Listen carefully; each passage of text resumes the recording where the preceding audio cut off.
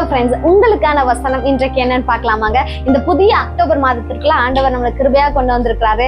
ஆண்டவர் இன்றைக்கு உபாகமம் 1:6 வசனத்துல இஸ்ரேல் ஜனங்களை பார்த்து சொல்றாரு, இந்த இடத்துல நீர் தங்கி இருந்தது போதும், இந்த மலையில நீங்க தங்கி இருந்தது போதும். எந்த மலை அப்படின்னா சீனாய் மலைங்க. இன்றைக்கு ஆண்டவர் உங்களையும் பார்த்து சொல்றாரு, இந்த மலையில நீங்க இது வரைக்கும் தங்கி இருந்தது போதும். இப்போ நம்ம என்ன செய்ய வேண்டும் அப்படின்னா கானானை நோக்கி, வாக்குத்தத்தத்தை நோக்கி கடந்து செல்ல வேண்டும். சீனாய் மலையில இஸ்ரவேல் ஜனங்கள் நல்லா தாங்க இருந்தாங்க, நல்லா போஷிக்கப்பட்டாங்க, அவங்களுக்கு எந்த குறைவுமே இல்ல, ஆசீர்வாதமாக இருந்தாங்க.